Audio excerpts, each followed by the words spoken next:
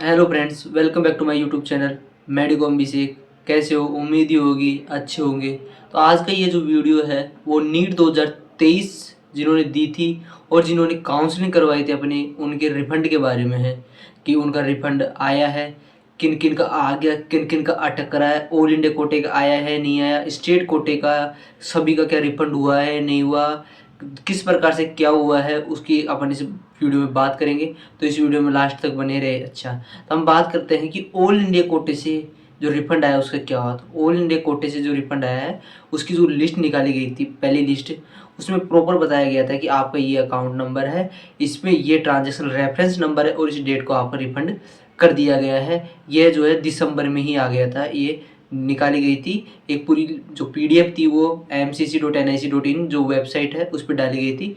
उस पर आप देख सकते थे कि आपका नाम था और रोल नंबर था वगैरह सब कुछ लिखा हुआ था, उससे आप पता कर सकते थे। उसमें डेट भी दे रखी थी कि किस डेट को किस टाइम पे आपका रिफंड हुआ है। अच्छा, फिर उसके बाद में जो है सब कुछ प्रोसेस हो गए। 2-3 महीने बाद में 9 मई को 9 मई को जो है एमसीसी ने अपनी साइट पे एक और पीडीएफ अपलोड करी है। उसमें उसने यह बताया है कि जो जो स्टूडेंट्स के नेम दे रखे हैं नीचे, उनके जो अकाउंट है उसमें कुछ दिक्कतें आई है।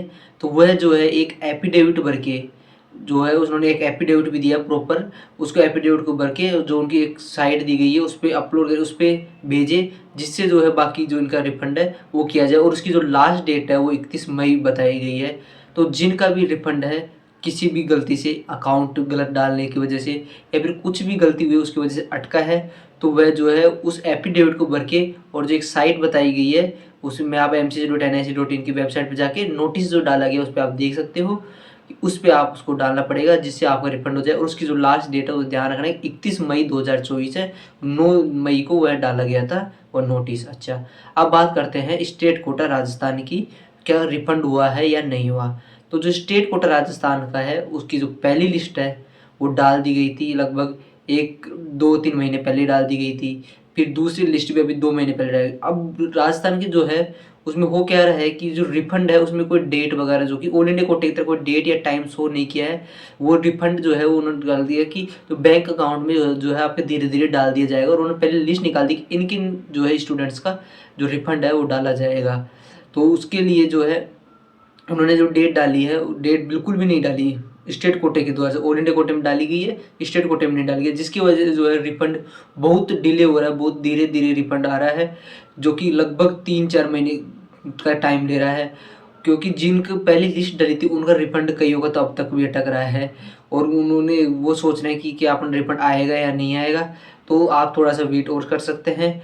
बाकी जो अभी स्टेट जो है उन्होंने दूसरी जो लिस्ट है वो भी डाल दिया, उसमें अपना नेम चेक करें और प्रॉपर चेक। और जिनका जो नेम आया है वो स्टेट जो है लिस्ट जो 2 डली है उसमें जिनका नेम आया है वो भी थोड़ा वेट करें, क्योंकि जो है प्रोसेस जो है उसमें थोड़ा टाइम लग रहा है। क्योंकि जो स्टेट जो फर्स्ट की जो लिस्ट डाली गई थी उसमें भी बहुत रिफंड होने में बहुत टाइम लगा है और कईयों का अभी तक भी कंप्लीट नहीं हुआ है। तो मैं बताऊं, अगर स्टेट फर्स्ट में आपका नंबर नाम आया है और आपका भी रिफंड नहीं हुआ तो आपको आरयूएचएस में कॉन्टैक्ट करना चाहिए।